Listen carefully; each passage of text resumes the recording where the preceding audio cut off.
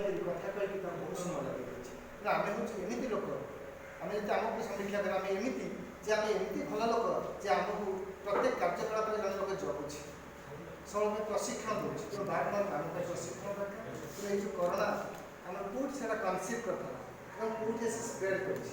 ଯଦି ଆମେ ଦେଖିବା ପାଇଁ ଯିବା ବର୍ତ୍ତମାନ ଭାରତ ଯେଉଁ ନମ୍ବରରେ ଅଛି 13 ନମ୍ବର ଅଛି ଯେଉଁଠି ଆସି ପହଞ୍ଚିଛି, କିନ୍ତୁ ଆମେ ଯଦି ସମଗ୍ର ବିଶ୍ୱ ଭିତରେ ଦେଖିବା ପାଇଁ ଆମର ଅବସ୍ଥିତି ଖୁବ୍ ଭଲ ଅଛି। ତା ଭିତରେ ଆମର ଓଡ଼ିଶା ଆହୁରି ଭଲ ଅଛି, ତା ଭିତରେ ରାୟଗଡ଼ା ଆହୁରି ଭଲ ଅଛି, କାହିଁକିନା ଯେଉଁଠି କରୋନାର ଗୋଟିଏ ହେଲେ ଡିଟେକ୍ସନ୍ ବି ହେଇଯିବ।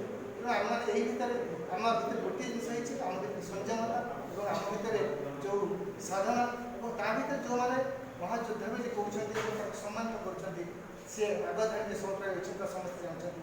ସେ ଆମର ପ୍ରଶାସନିକ ଅଧିକାରୀ କୁହନ୍ତୁ, ସେ ପୋଲିସ ପ୍ରଶାସନ କୁହନ୍ତୁ, କିମ୍ବା ସମାଜସେବୀ କୁହନ୍ତୁ, କିମ୍ବା ଆମର ମେଡ଼ିକାଲ କୁହନ୍ତୁ, କିମ୍ବା ସାହିତ୍ୟିକ କୁହନ୍ତୁ, ଗାଳ୍ପିକ କୁହନ୍ତୁ, କିମ୍ବା ଆମର ଯେଉଁମାନେ ବିଭିନ୍ନ ଗଣମାଧ୍ୟମ କୁହନ୍ତୁ, ସମସ୍ତଙ୍କୁ ଯୋଦ୍ଧା ବୋଲି କହୁଛେ ଏବଂ ସମ୍ମାନିତ କରାଯାଇଛି। କାଲି ସେ ଦିନ ଚାଲିଯାଇଛି। ତେଣୁ ଆଜି ଏଇ ଭିତରେ ଯେତେବେଳେ ଆମେ ଗତି କରୁଛେ, ଏଇ ଭିତରେ ମୁଁ ଗୋଟିଏ କଥା କହୁଛି ଯେ ଆମେ ଯେତେବେଳେ ଗୋଟିଏ ହାତ ଧରି ଯେତେବେଳେ ଆମେ ଯାଉ ସବୁବେଳେ ଜଣଙ୍କର ଦୁଇଟା ହାତ ବଜେଇଲେ ତାଳି ଉପରେ ଶବ୍ଦ ସୃଷ୍ଟି, କିନ୍ତୁ ଗୋଟିଏ ହାତରେ ଆମେ ଗୋଟେ ଅନ୍ୟର ହାତକୁ ଧରିଲେ ସେ ବାଟ ଚାଲେ। ତେଣୁ ଆମର ଆଉ ଗୋଟିଏ ହାତକୁ ସବୁବେଳେ ଲମ୍ବେଇବା ପାଇଁ ପଡ଼ିବ, ତାକୁ ହିଁ ଆମେ ଟେକି ନେଇକି ଆଗକୁ ଯିବାକୁ ପଡ଼ିବ। ସେହି ପରିପ୍ରେକ୍ଷୀରେ ଆମେ ପରସ୍ପର ଗୋଟିଏ ମାନବ ଶୃଙ୍ଖଳ ଯେଉଁଟା କହୁଛନ୍ତି, ଆମେ ସେ ଶୃଙ୍ଖଳ ଭିତରେ ଅଛି ବହୁତ ଶୃଙ୍ଖଳିତ ହୋଇ ବସିଛେ। ତେଣୁ ଆ ଭିତରେ କବି ଲେଖକ ଏମାନଙ୍କ ପାଖରେ କୌଣସି ଗୋଟେ ମିରାକଲ୍ ନାହିଁ, ମେସିନାରୀ ଜିନିଷ ତାଙ୍କ ହାତରେ ଗୋଟିଏ ରହିଛି, ତାଙ୍କ ମନର କଥା, ଗୋଟେ ଭାବନାର କଥା। ତେଣୁ ସେ ମନର ଭାବନାକୁ ସେମାନେ ତାଙ୍କ କଲମ ମଧ୍ୟରେ ପରିପ୍ରକାଶ କରିଥାନ୍ତି, ଭାଷାରେ ବ୍ୟକ୍ତ କରିଥାନ୍ତି।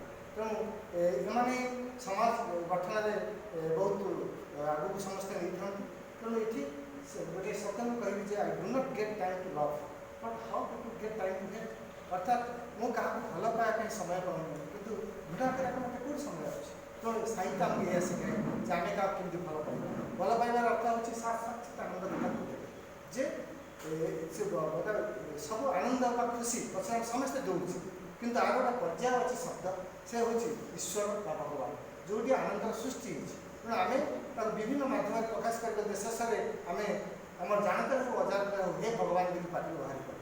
ଆମେ କାହାକୁ ଦେଖିନୁ, ଯେମିତି ଘରେ କହୁଥିଲୁ, ଆମେ କରୋନାକୁ ଦେଖିନୁ, ସେ ଆମେ କୌଣସି ଭୂତକୁ ଦେଖିନୁ, କିନ୍ତୁ ସେ ଆମ ଭିତରେ ଗୋଟେ ଅଦୃଶ୍ୟ ଭାବରେ ରହିଛି। ସେ ଅଦୃଶ୍ୟ ପାଇଁ ଯେଉଁ ସଚେତନ ଆମର ଏଇ ସାହିତ୍ୟ ହେଉ କି ଆମ ସାହିତ୍ୟ ସଂସଦ ସୃଷ୍ଟି କରେ ଏବଂ ଏଇଟା ମଧ୍ୟ ଚାଲିଛି, ଅବିରତ ଭାବରେ ଚାଲିଛି, ସମ୍ମାନ ମଧ୍ୟ ଦିଆ ଚାଲିଛି। ଆମେ ସମସ୍ତଙ୍କୁ ଯଦି ପ୍ରଶଂସା କରିଦେବା ତାହେଲେ ଆମେ ଆହୁରି 5 ପାଦ ଆଗେଇ ଯିବା, କାହାର ନିନ୍ଦା କରିବା ନାହିଁ। ତେଣୁ ଏଇ ଭିତରେ ମୋର ଏତିକି କହିବି ଯେ prevention is better than cure, ଯେଉଁଟା କହୁଥିଲେ। ତେଣୁ ଆମେ ବର୍ତ୍ତମାନ ସତର୍କ ରହିଯାଇଛି, ଏଇଟା ଆମ ପାଇଁ ହେଉଛି ଗର୍ବର କଥା।